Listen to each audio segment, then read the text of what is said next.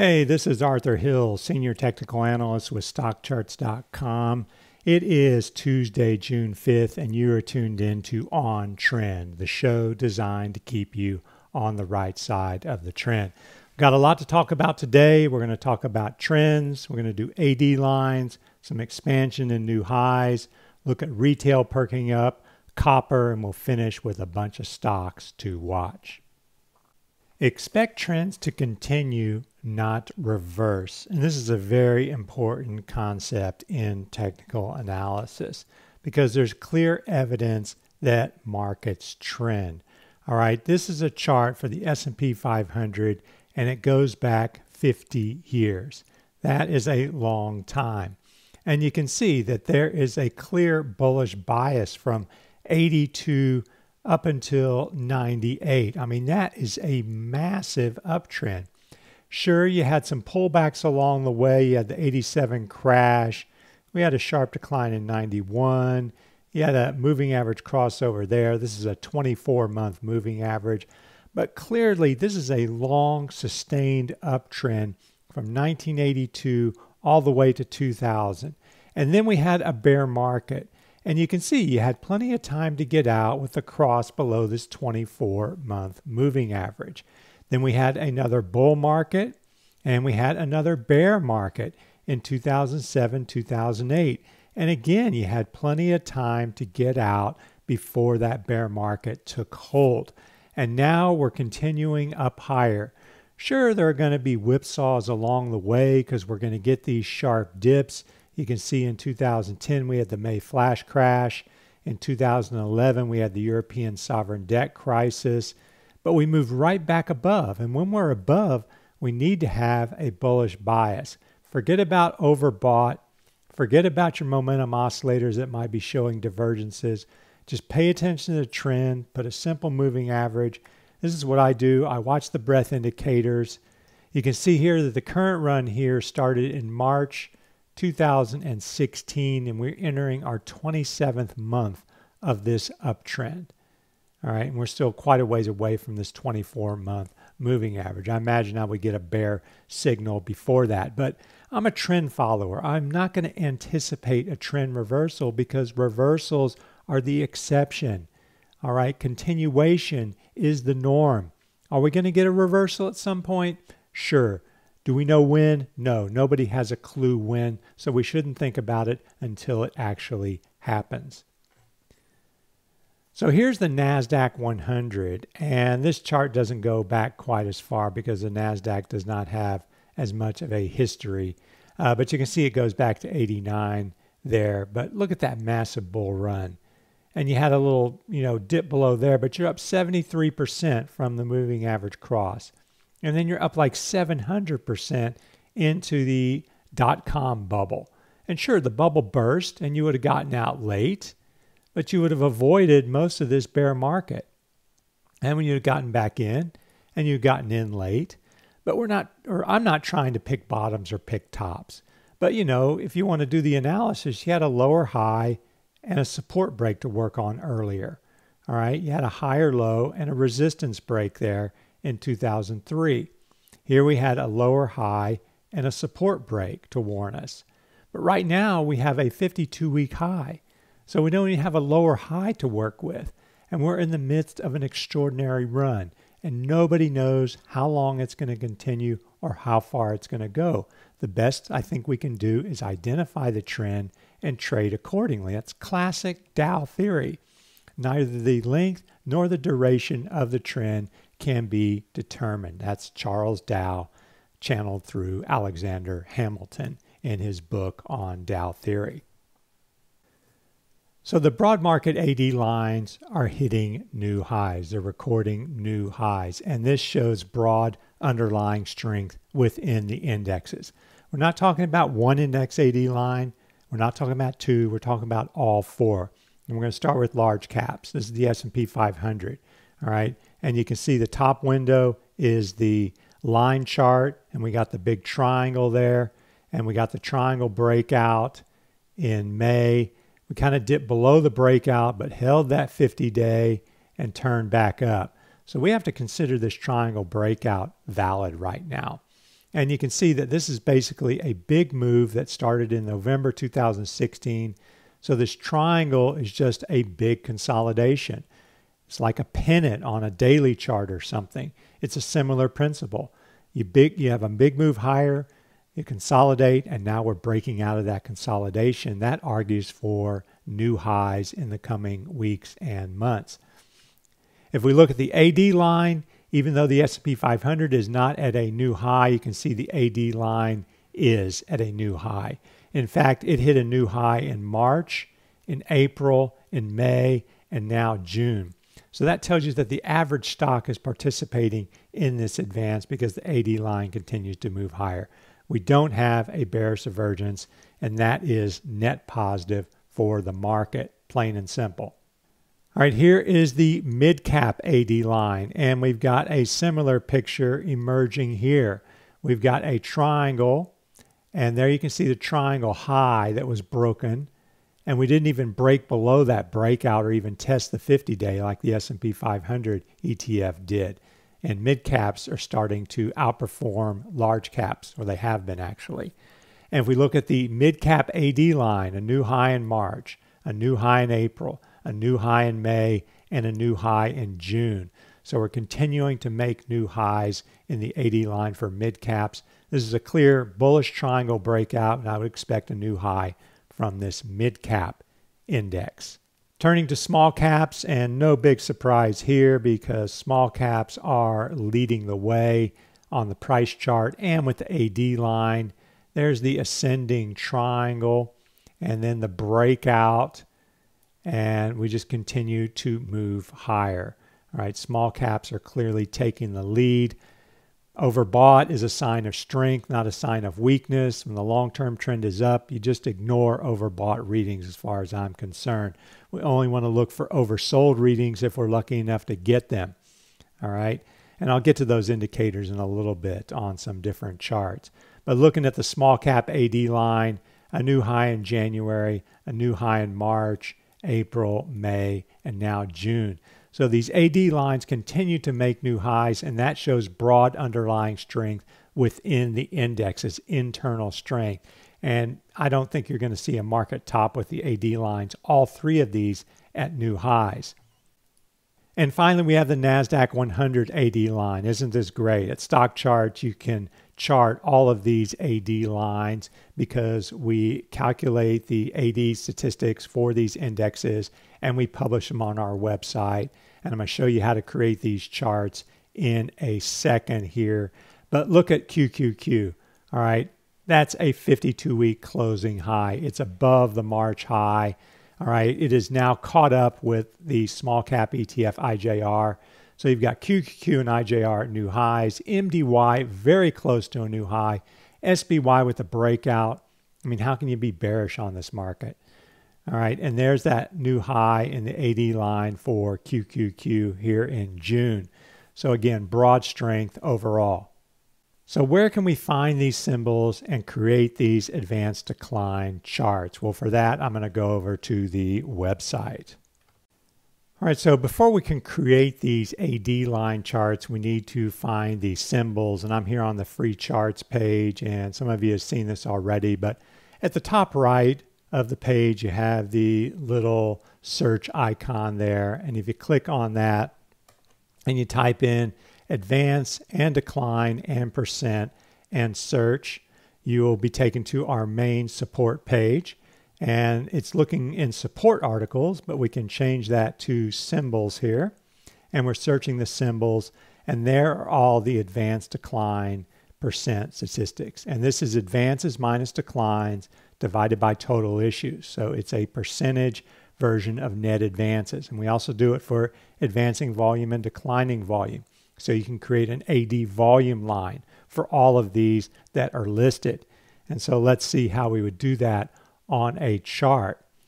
So I've got the chart here, and I'm going to go ahead and blow it up for you, make it nice and big to see the details. So there's the symbol $SPX ADP.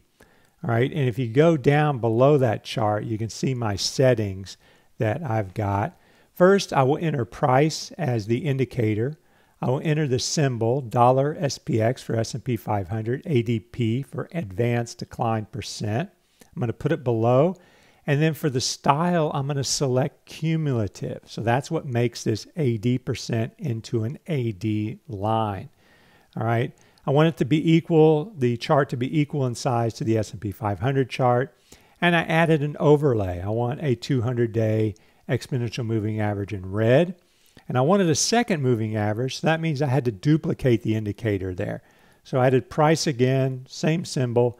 And instead of below, I placed it behind the indicator. So I've got two of the same indicators in one window.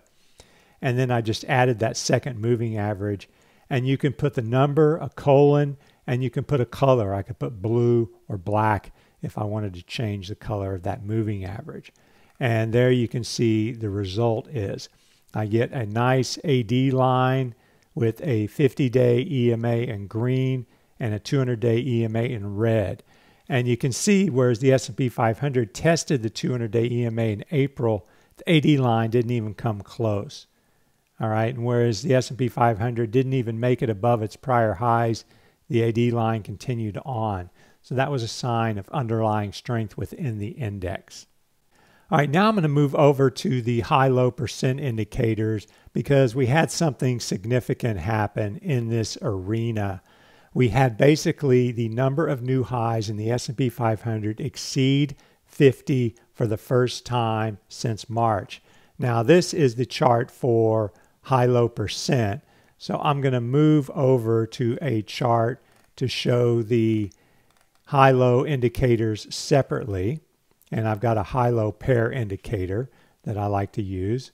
And so we can see here that I've got new highs and new lows for the S&P 500, S&P Mid-Cap 400, S&P Small-Cap 600.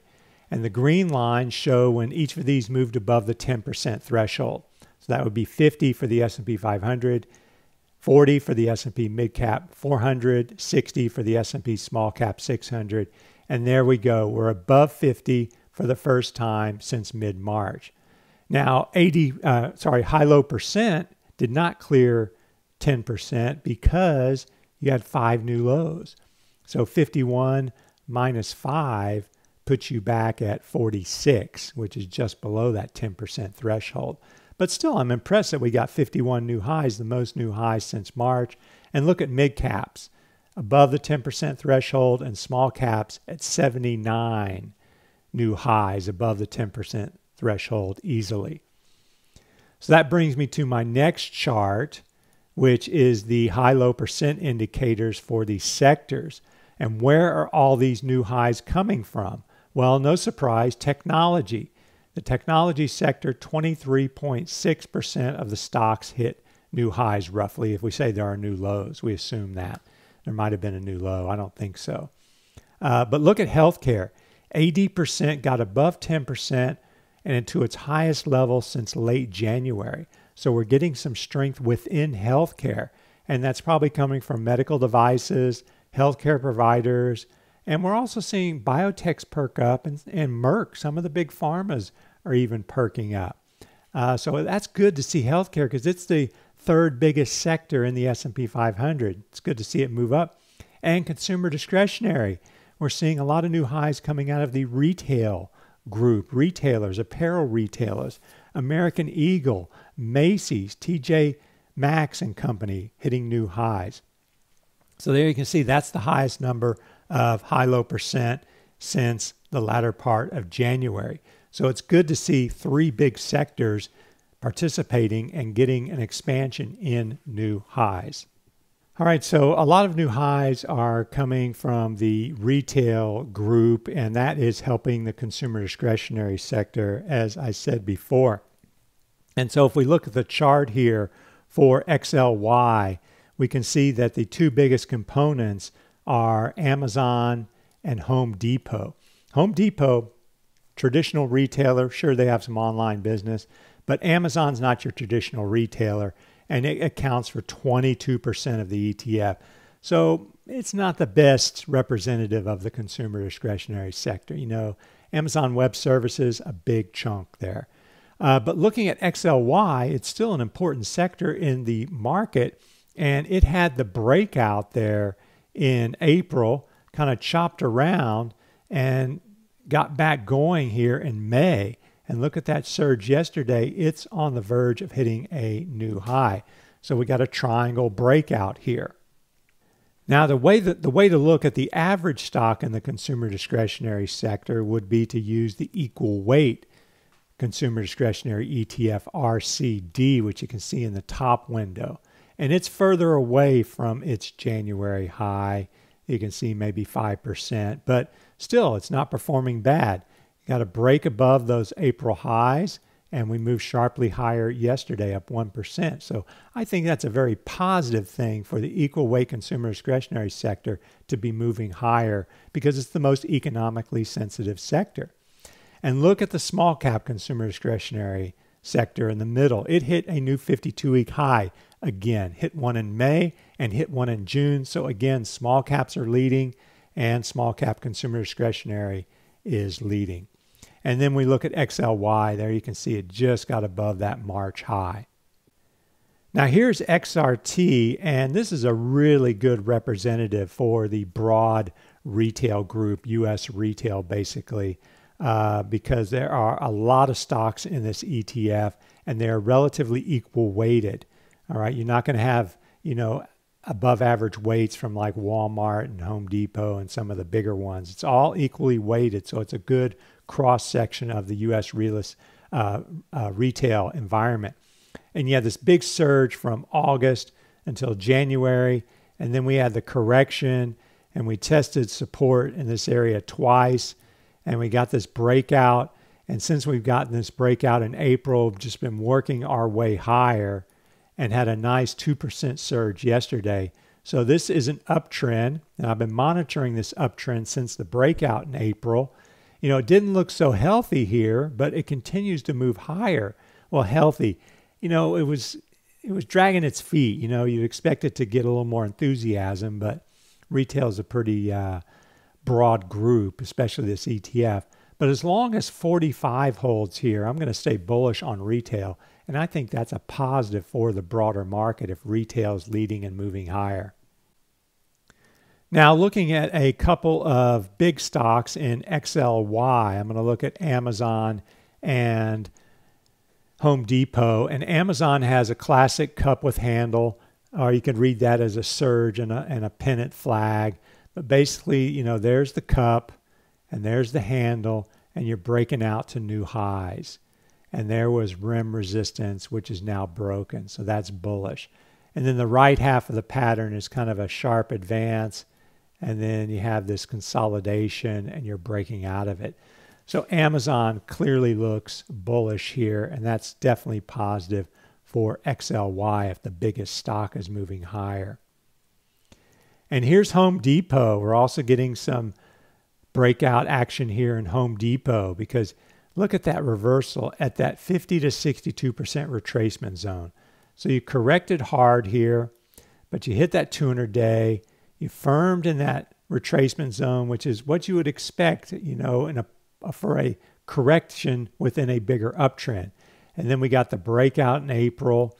We got the little flag into May, and then the breakout yesterday. So it looks like Home Depot is heading for a new high. And that's also bullish for retail. Now turning completely to another end of the market, copper. Copper is getting a nice bounce off support. Now this is the continuous futures contract for copper. The ETF has got some funny stuff going on with it, so I'm just going to look at the continuous futures contract. But that's a 52-week high in copper. And then you have this big consolidation. Actually, you've been consolidating for since September, for a long, long time. A lot of support in that 2.9 to 3 area roughly. And you got a higher low here. And now we've got a 3-day surge off support. And if we can get a breakout at 3.2, that's going to be quite bullish for copper and open the door to new highs. And with that, I would turn my attention to the copper miners, because if we get a breakout there, we would expect copper miners to move higher as well. So it's a really choppy uptrend overall. And we've got 3 bounces off support now in that 25, 25.5 area. And here's the current bounce. And look, RSI gave us an oversold reading. And somebody asked, why do I use 10-period RSI instead of 14-period RSI? Well, on most of your charts, if you look at 14-period RSI, it's not going to get below 30 very often. And so I wanted to increase sensitivity. And so I shortened the range to 10 periods. So 10-period RSI for a stock and most ETFs, you can get that oversold reading. Not all the time, but you can see here we got oversold in December, in February, and now here in late May, and are turning up. So if copper is on the verge of a breakout, I would definitely keep my eye on these copper miners. And this is palladium. Now I'm just kind of showing this because I thought it was an interesting chart. Because look at that big breakout. You broke above the wedge line, and that looked like a continuation breakout. And throwback, okay, no problem. But now we've kind of moved into this really tight consolidation in that 950 to 1000 area, and I'm watching for the breakout. I'm not sure if there's a way to play palladium. I know there's an ETF, PALL, but I don't think it's that actively traded. But this is kind of in the FYI category. It's kind of a base metal. You know, it's used in catalytic converters and has some industrial uses, as opposed to gold, which is just a precious metal. And platinum pretty much follows gold. But anyhow, look for a breakout of this consolidation. Above 1005, we get bullish. Below 950, we get bearish. All right, now we're going to turn to stocks to watch. And the first 3 are going to come from the cybersecurity ETF hack. And this is QLYS. And man, what a nice uptrend in QLYS. Look at that steady advance. And you can see a 52-week high there in April. And then we kind of consolidated with a triangle. And it looks like we're breaking out of that triangle consolidation. And I think QLYS is heading for a new high. Now in the indicator window, I've got RSI 10, as I said, and you can see we got oversold there in February, but we didn't in late March, and we did not in May here, and we did not there. So sometimes you don't get all the way back to oversold to get a clear oversold signal within an uptrend, because that's basically what I'm looking for, a pullback within an uptrend. So that's why this kind of 40 to 20 zone is your oversold zone. And if you move, say, into that 40 to 30 area, then you need to be on alert for a potential upturn in prices or on the price chart and a continuation of that uptrend. Here is Proof Point, and it is another one that is strong. Hit a 52-week high there in May and 52-week highs in April and March. And we can see this kind of wedge pullback, and we're breaking above that wedge line. So I would expect higher prices out of Proof Point. And again, you can see RSI didn't make it below 30, but it made it into the oversold zone here in late May. The next one is FEYE. Now this one's a bit of a wild card because it kind of does things a bit different, I think, in its group. Not talking about, well, the stock as well as the way the business is run. I'm not going to get into that here, though.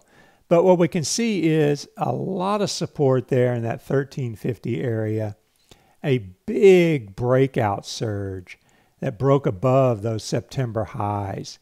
And even though you fell back with a falling wedge. You retraced 50 to 62% of this prior advance, and you got support in that 1625 to 1650 area, and we're surging off support. So FEYE is showing signs that it wants to reverse its correction and resume its bigger uptrend. But keep in mind, I think this is a more volatile and risky stock in the group. Now we got 3 semiconductor stocks. This is Cypress Semiconductor, and this one kind of looks like the SOX chart in that you had these higher highs and a 52-week high, and then you had these equal lows. So it's kind of an obscure pattern that it's like an ascending triangle that's inverted or something. But the important thing is you had support holding. You had a 52-week high, so the trend is up. We got this nice surge in May, a little bit of a flag-like pullback, and then we're breaking out. So I ask myself a lot of times, which stocks do I think are going to hit a new 52-week high in the near future? And this is one that's right on my list. All right.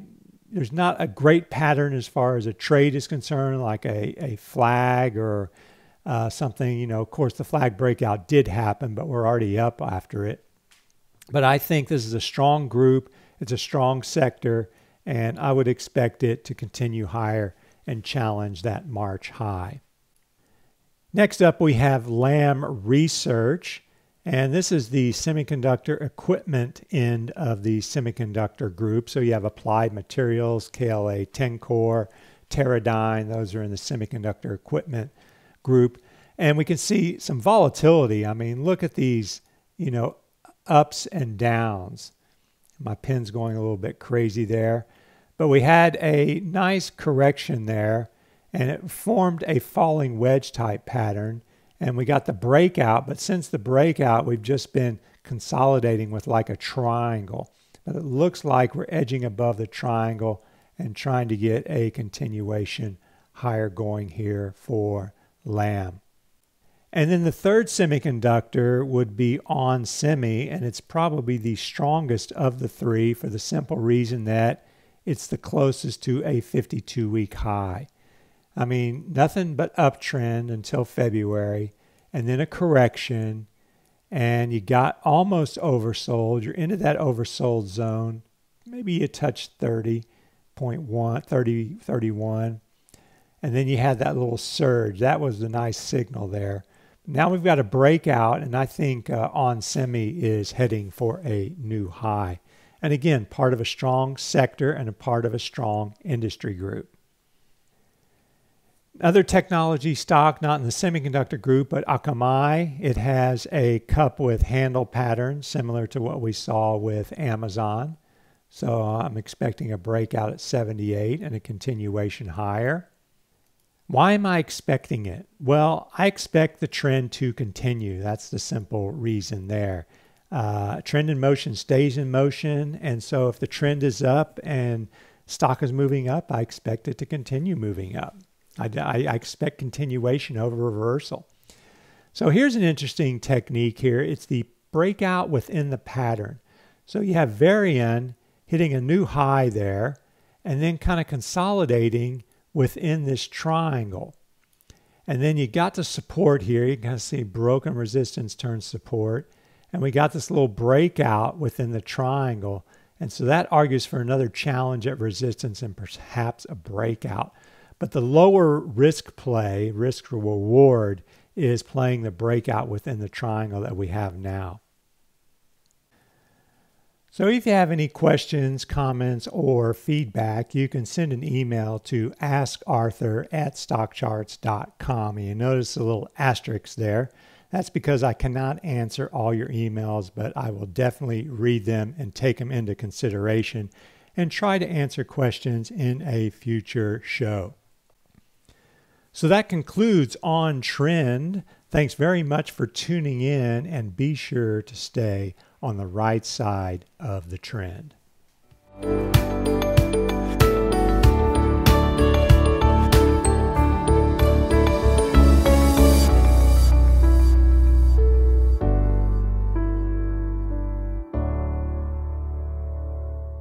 Volatility is back and interest rates are rising. With the markets headed into uncharted waters, ChartCon 2018 is here just in time. See how the experts are protecting themselves and watch live from the comfort of your home or office as they reveal the risk management strategies they use to stay profitable in any market. Plus, you'll get complete video recordings to watch on demand for years to come. Join us at ChartCon 2018, streaming live August 10th and 11th.